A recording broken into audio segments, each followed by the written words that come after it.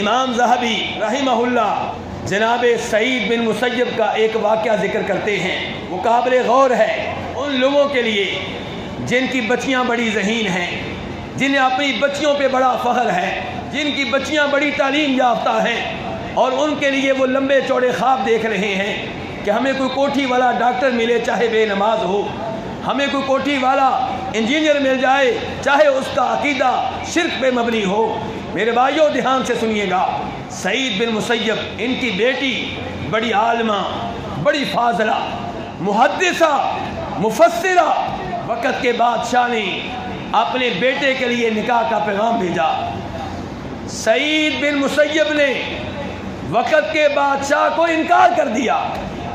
وقت کا بادشاہ توحید کے اوپر ہے، کوئی کافر نہیں ہے، مسلمان ہے، نماز پڑھنے والا ہے، لیکن اسے رشتہ دینا مناسب نہیں سمجھا۔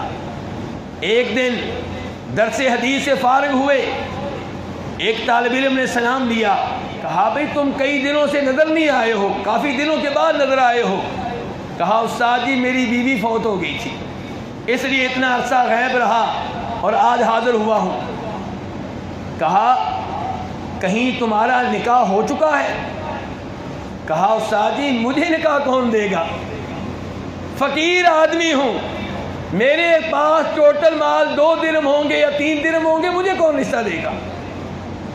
کہا تجھے سعید بن مسیب رشتہ دے گا۔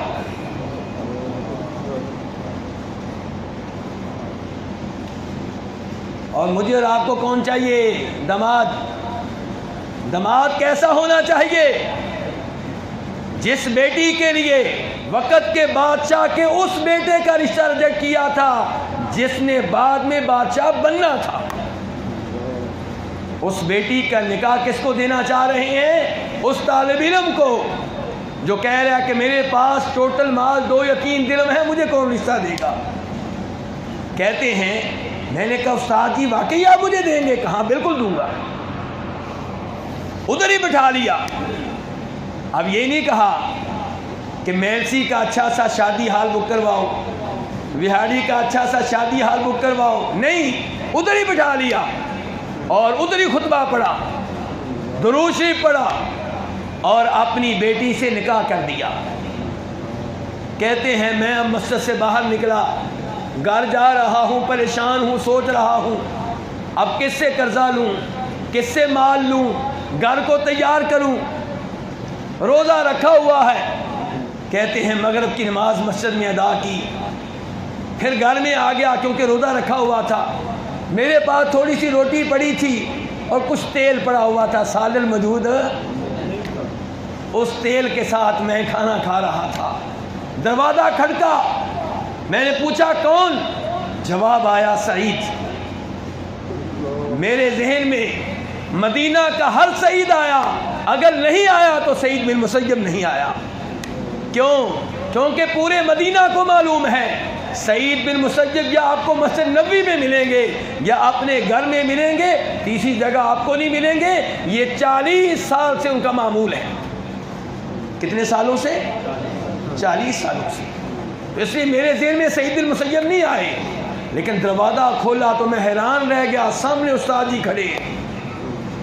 میرے ذہن میں فوری طور پہ یہ بات آئی کہ لگتا ہے کہ کام نہیں بنا، استاد جی گھر گئے ہیں، اتفاق نہیں ہوا، جواب دینے کے لیے آ گئے ہیں۔ میں نے کہا استاد جی آپ کہاں؟ مجھے بتاتے میں حاضر ہو جاتا۔ کہا تمہارا نکاح ہو چکا اور تمہارے لیے مناسب نہیں ہے کہ ایک رات بھی بیوی کے بغیر گزارو۔ یہ بات کی، پیچھے ہٹے، بیٹی کو آگے کیا، دروازہ بند کیا اور استاد جی چلے گئے۔ لڑکی شرم و حیا کی وجہ سے زمین پہ گر گئی۔ میں باغ کے پڑوسیوں کی طرف گیا، پڑوسیوں کی عورتیں پہنچ گئیں، میری والدہ تک خبر پہنچی، وہ بھی آ گئیں۔ کہا بیٹا 3 دن تک تمہیں اس لڑکی کے قریب نہ آنے کی اجازت نہیں، لڑکی کو میرے حوالے کرو۔ وہ لڑکی کو لے گئیں، 3 دن تک اسے تیار کرتی رہی، 3 دنوں کے بعد میرے حوالے کیا۔ جب میں نے لڑکی کو دیکھا تو میرا یہ موقف تھا کہ مدینہ میں اس سے زیادہ خوبصورت لڑکی کوئی نہیں ہوگی، اس سے بڑھ کر مدینہ میں قرآن کا حافظ، قرآن کی حافظہ کوئی لڑکی نہیں ہوگی، اور اس سے زیادہ نبی علیہ الصلوۃ والسلام کی احادیث کو یاد کرنے والی کوئی لڑکی نہیں ہوگی۔ لیکن سعید بن مسیب نے بادشاہ کے بیٹے کو نہیں دی ہے تو دین کے طالب علم کو دی ہے۔ میرے بھائیوں، ایسی بیٹیاں تیار کریں اور ان بچوں کے حوالے کریں جو آپ کی بچی کو جنت میں لے جانے کا سبب اور ذریعہ بن جائیں۔ دنیا میں اگر آپ کی بچی 10 سال، 15 سال، 20 سال، 40 سال، 50 سال مصائب میں، گرمی میں گزار لے گی، کوئی بات نہیں، روزے قیامت تو جنت مل جائے گی۔ لیکن اگر یہاں پہ کوٹھیاں مل گئیں، گاڑیاں مل گئیں، عقیدے پہ سمجھوتا کرتے ہوئے، دین پہ سمجھوتا کرتے ہوئے، دین کو نظر انداز کرتے ہوئے، تو بتائیے یہ 30-40 سال تو آپ کی بیٹی یاسی کر لے گی، قبر میں کیا بنے گا؟ تو آپ اپنی بیٹی کو انگلش سکھائیں، مجھے کوئی اعتراض نہیں ہے، پھر بتا دوں، سائنس پڑھائیں، مجھے کوئی اعتراض نہیں ہے، لیکن ان چیزوں سے پہلے حق ہے میرے رب کا۔ آپ کی بچی کو تجوید کے ساتھ قرآن پڑھنا آتا ہو، اور بہتر یہ ہے کہ قرآن کی حافظہ ہو، بہتر یہ ہے کہ قرآن کی عالمہ ہو، بہتر یہ ہے کہ قرآن کی مفسرہ ہو، پورے گاؤں میں انقلاب پیدا کر دے، پورے گاؤں کی لڑکیوں کو اپنی شاگردہ بنا لے، پورے گاؤں کی لڑکیوں کو اپنے لیے صدقہ جاریہ بنا لے۔ اللہ رب العزت سے دعا ہے کہ اللہ تعالی ہمیں ان بچیوں پہ محنت کرنے کی توفیق عنایت فرمائے۔